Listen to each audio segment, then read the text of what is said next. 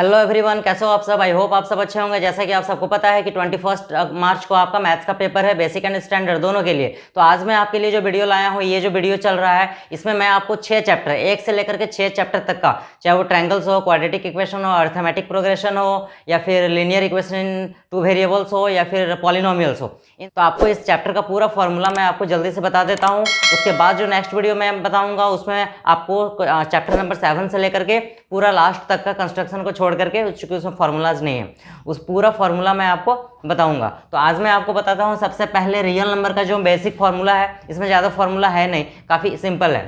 तो देखिए, rational number find करने के लिए हम लोग p बाई क्यू का यूज़ करते हैं, जहां पर q जो होता है वो 0 के इक्वल नहीं होता है। To the power m into 5 का पावर n, इससे हम लोग q का वैल्यू को फाइंड करते हैं। और एचसीएफ एंड एलसीएम निकालने के लिए हम लोग क्या करते हैं, m equal to LCM of numerator का निकालते हैं और बट्टे में एचसीएफ ऑफ डिनोमिनेटर निकालते हैं। फिर एचसीएफ निकालने के लिए हम लोग क्या करते हैं, एचसीएफ ऑफ न्यूमरेटर का निकालते हैं और एलसीएम ऑफ डिनोमिनेटर निकालते हैं। तो इस तरह से आपका जो है रियल नंबर जो चैप्टर होता है, यहाँ से आपका इसमें ज़्यादा फॉर्मूला है नहीं, इतना बेसिक कंसेप्ट आपको याद रखना है। इस चैप्टर का सारे क्वेश्चन आपसे बन जाएंगे यूक्लिड डिवीजन लेमा को, चूंकि इस बार वो जो टॉपिक है वो डिलीट है। इसके बाद हम लोग आ जाते हैं, देखिए, लीनियर इक्वेशन का।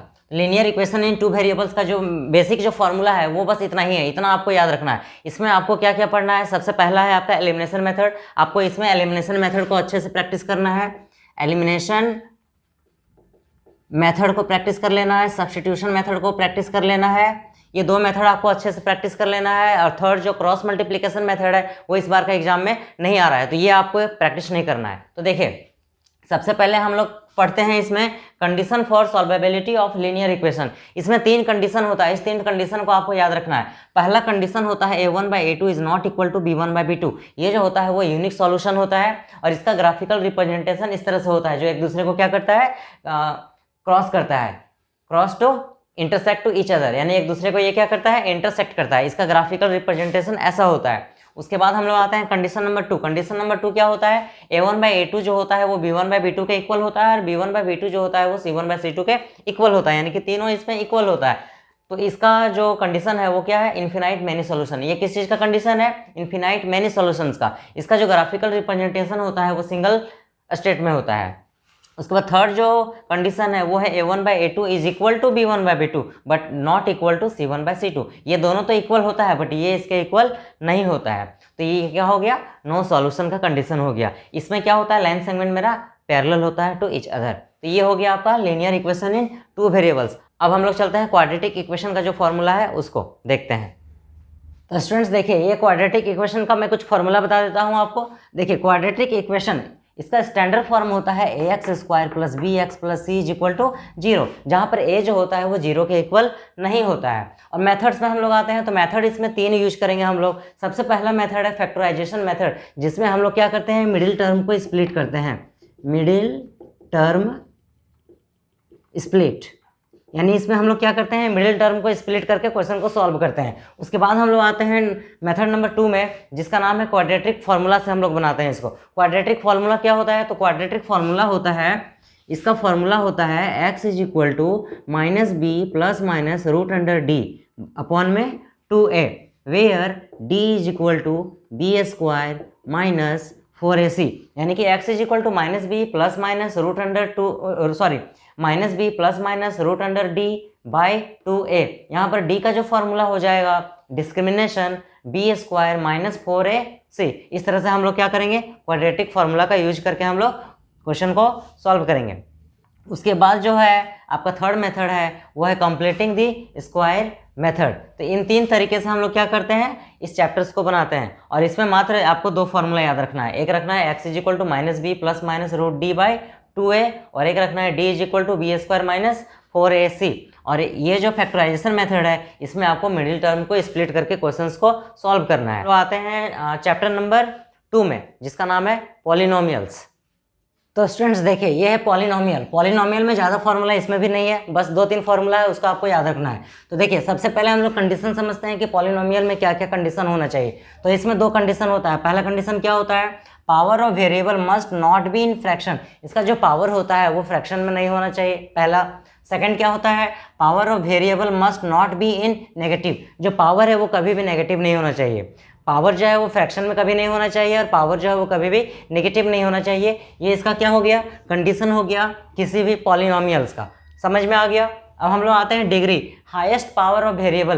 किसी भी वेरिएबल का जो हाईएस्ट पावर होता है वही हम लोग लेते हैं इसमें। उसके बाद हम लोग आते हैं जीरो। जीरोस क्या होता है, ए रियल नंबर के इज कॉल्ड अ जीरो। किसी भी रियल नंबर का जो के वैल्यू होता है वो जीरो होना चाहिए, इसी को हम लोग क्या बोलेंगे, जीरोस बोलेंगे। मतलब अब देखिए यहाँ पर हम लोग क्या करेंगे, दो फार्मूला हम लोग यहाँ पर याद करते हैं। पहला फार्मूला क्या होता है, सम ऑफ जीरोज, जिसको हम लोग अल्फा प्लस बीटा भी लिख सकते हैं, माइनस बी बाई ए, और प्रोडक्ट ऑफ जीरोज जिसको हम लोग पावर ऑफ जीरो, जिसको हम लोग अल्फा इंटू बीटा भी लिख सकते हैं, सी बाई ए। और इसको लिखने का स्टैंडर्ड इक्वेशंस होता है a x square plus b x plus c is equal to zero.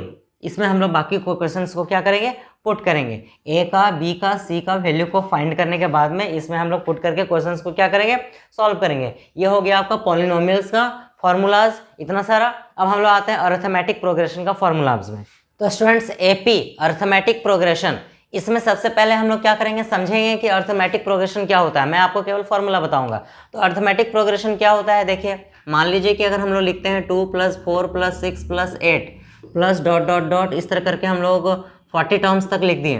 तो देखिए इसको हम लोग फर्स्ट टर्म बोलते हैं, इसको सेकंड टर्म बोलेंगे, इसको थर्ड टर्म बोलते हैं, इसको फोर्थ टर्म बोलते हैं, और ये लास्ट टर्म होता है जिसको हम लोग एन से डिनोट करते हैं, या तो फिर एल से भी डिनोट कर सकते हैं, या फिर हम लोग टी एन से भी डिनोट कर सकते हैं। ए एन से भी डिनोट कर सकते हैं, एल से भी डिनोट कर सकते हैं, और टी एन से भी डिनोट कर सकते हैं। ये एपी जो है आपको अच्छे से पढ़ना है, बिकॉज इसमें आपका केस स्टडी का क्वेश्चन आएगा।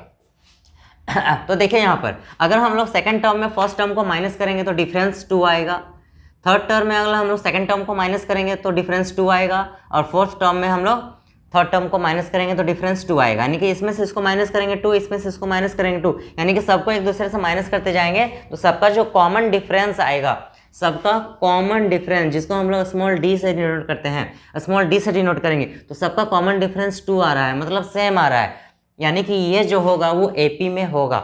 तो एपी में जो होता है वो किसको हम लोग कह सकते हैं कि ये एपी में है, जिसका कॉमन डिफरेंस, किसी भी सीरीज का कॉमन डिफरेंस अगर सेम आ रहा है तो वो जो सीरीज होता है वो एपी में होता है। यानी कि ये जो सीरीज है वो मेरा एपी में है। अब इसमें जो कॉमन फॉर्मूला हम लोग नेक्स्ट टर्म जो निकालते हैं, मान लीजिए कि यहाँ पर 2 है, 4 है, 6 है, 8 है, तो इसके बाद क्या होगा, इसके बाद क्या होगा, तो हम लोग किस तरह से निकालते हैं, नेक्स्ट टर्म ए प्लस डी करते जाते हैं। यानी ए, ये फर्स्ट टर्म है, ये सेकंड टर्म है, ये थर्ड टर्म है, ये फोर्थ टर्म है, और ये लास्ट टर्म है। तो ए में हम लोग डी करेंगे तो नेक्स्ट टर्म निकलेगा। फिर जो मेरा आंसर आएगा, मान लीजिए कि सपोज मान लीजिए मेरा आंसर 10 आया सपोज में, तो 10 में फिर हम लोग डी को प्लस कर देंगे, कॉमन डिफरेंस को प्लस करते जाएंगे, क्योंकि हर बार कॉमन डिफरेंस ही देखिए प्लस हो रहा है, कॉमन डिफरेंस 2 आया है। तो फिर जो भी आंसर है, मान लीजिए कि 20 आंसर आया, फिर 20 में हम लोग फिर डी को प्लस करेंगे, मतलब कॉमन डिफरेंस को प्लस करेंगे। तो सपोज मेरा 30 आ गया, फिर 30 में हम लोग डी को प्लस करेंगे तो मेरा आंसर मान लीजिए सपोज कि 40 आ गया। तो इस तरह से हम लोग क्वेश्चंस को सॉल्व करते जाएंगे नेक्स्ट टर्म को निकालने के लिए। तो इस तरह से हम लोग नेक्स्ट टर्म निकालेंगे। आगे समझ में। अब जो है इसमें एक फॉर्मूला आपको याद रखना है, A N is equal to, तो ए एन का मतलब होता है लास्ट टर्म, तो N is equal to A plus N minus 1 into D. एक फॉर्मूला ये याद रखना है, वेयर ए एन जो है वो लास्ट टर्म है, ए जो है वो फर्स्ट टर्म है, एन जो है वो टर्म्स है, एन को हम लोग टर्म से डिनोट करेंगे, और डी जो है वो कॉमन डिफरेंस है। क्या क्या हम बोले, ए एन जो है वो लास्ट टर्म है, ए जो है वो फर्स्ट टर्म है, एन को हम लोग टर्म को हम लोग एन से डिनोट करेंगे, और कॉमन डिफरेंस को डी से डिनोट करेंगे। तो N is equal to A plus N minus 1 into D, ये फॉर्मूला आपको याद रखना है for examination point of view से। इसके बाद जो है एक फॉर्मूला आपको और याद रखना है, एस एन का, सम ऑफ टर्म्स। एन का मतलब टर्म होता है और एस का मतलब सम होता है, तो सम ऑफ टर्म्स हो गया, ये एन जो है वो टर्म हो गया, एस जो है वो सम हो गया, तो ये सम ऑफ एन टर्म्स हो गया। तो इसका फॉर्मूला जो होता है वो होता है n/2 into 2a plus n minus 1 into में d, ये इसका फॉर्मूला हो गया। तो इस फॉर्मूले का आपको याद रखना है, S N is equal to n/2 into 2a plus n minus 1 into d, sum निकालने के लिए। अगर सम ऑफ एन टर्म्स बोलेगा तो हम लोग इस फॉर्मूले को यूज़ करेंगे। अगर लास्ट टर्म गिवन रहेगा, एल को हम लोग क्या बोलते हैं, लास्ट टर्म बोलते हैं, और ए एन को भी लास्ट टर्म बोलते हैं और टी एन को भी लास्ट टर्म से हम लोग डिनोट कर सकते हैं। अगर लास्ट टर्म मेरा गिवन हो तो और सम बोलेगा आपको निकालने के लिए, क्या बोले, लास्ट टर्म अगर गिवन हो और सम ऑफ टर्म्स बोलेगा निकालने के लिए, तो सम ऑफ टर्म्स एन को टर्म्स से एन से डिनोट करते हैं, तो sum of terms is equal to हो जाएगा n by 2 into a plus l. L को हम लोग ए एन भी लिख सकते हैं, टी एन भी लिख सकते हैं, एल भी लिख सकते हैं, यहाँ पर लिख दिए हैं हम। ओके, तो अगर लास्ट टर्म गिवन है तो सम ऑफ टर्म्स निकालने का शॉर्ट फॉर्मूला हो जाएगा एन बाई 2 इंटू में ए प्लस लास्ट टर्म, यानी first term plus last term. Okay, तो इतना सारा फॉर्मूला था आपको एपी के लिए। ओके, अब हम लोग आते हैं ट्रायंगल्स में। तो स्टूडेंट्स ट्रायंगल्स में ऐसा कोई फॉर्मूला है नहीं, कुछ कंसेप्ट है जिसको आपको याद रखना है। जब मैं आपको ट्रायंगल्स का वन शॉट वीडियोस में बताऊंगा आपको या फिर लाइव क्लास लूंगा, उस टाइम पे ट्रायंगल से रिलेटेड जितना भी आपको डाउट्स है वो मैं क्लियर कर दूंगा। एक्चुअली में इसमें कोई फॉर्मूलाज वगैरह नहीं है, इसमें कंसेप्ट बेस्ड क्वेश्चन है जो कि आपको बनाना है एग्जाम में। तो देखिए जनरली अगर मैं आपको बता दूँ तो ट्रायंगल्स में आपको सबसे पहले बेसिक प्रोपोर्शनलिटी थ्योरम यानी कि बीपीटी का आपको जो थ्योरम है, बीपीटी का थ्योरम को आपको अच्छे से कंसेप्ट में दिमाग में रखना है। कंसेप्ट क्या होता है, अगर कोई ट्रायंगल है A B C D and E, कोई ट्रायंगल है जिसका नाम है ए बी सी। अब डी जो है वो ए बी का मिड पॉइंट है और ई जो है वो ए सी का मिड पॉइंट है और डी ई जो है वो बी सी के पैरेलल है। अगर डी ई जो है वो बी सी के पैरेलल है तो बीपीटी का रूल कहता है कि इतना अपॉन में इतना इज इक्वल टू इतना अपॉन में इतना हो जाएगा। That means A D upon में D B, A D upon में D B is equal to A E upon में ई सी, ए ई अपॉन में ई सी। ये बीपीटी का रूल कहता है। इसको आपको बस इस कंडीशन को आपको याद रखना है। क्या बोले, डी ई जो है वो अगर बी सी के पैरेलल में हो जाता है तो इतना अपॉन में इतना इज इक्वल टू इतना अपॉन में इतना, ये याद रखना है। और इसका जो रिवर्स है वो आपको याद रखना है। अगर इतना अपॉन में इतना इज इक्वल टू इतना अपॉन में इतना दिया हुआ है तो ये क्या हो जाएगा, इसके पैरेलल हो जाएगा, यानी डी ई जो है वो बी सी के पैरेलल हो जाएगा। इस कंडीशन को याद रखना है और सिमिलरिटी याद रखना है आपको ट्रायंगल्स को बनाने के लिए। सिमिलरिटी याद रखना है आपको कि ए का यूज़ कब करते हैं, ए का यूज़ कब करते हैं, ए का यूज कब करते हैं और एस का यूज कब करते हैं, एस का यूज कब करते हैं, एंगल ए का यूज कब करते हैं, एंगल का यूज कब करेंगे, ए का यूज कब करेंगे, एंगल का यूज, एंगल साइड और एंगल का यूज़ हम लोग कब करते हैं। ये कंडीशन जब मैं आपको ट्रायंगल बताऊंगा उसी टाइम पे मैं सारा बता दूंगा। तो आज मैं इस वीडियो में इतना ही बताता हूँ। चैनल पे आप अगर नए हो तो चैनल को सब्सक्राइब कर लीजिए, क्योंकि मैं आपको बोर्ड एग्जाम से रिलेटेड इसी तरह का इंपॉर्टेंट क्वेश्चन एग्जाम तक मैं आपके लिए लाता रहूँगा। मिलते हैं हम लोग फिर नेक्स्ट वीडियो में, तब तक के लिए थैंक यू, बाय बाय।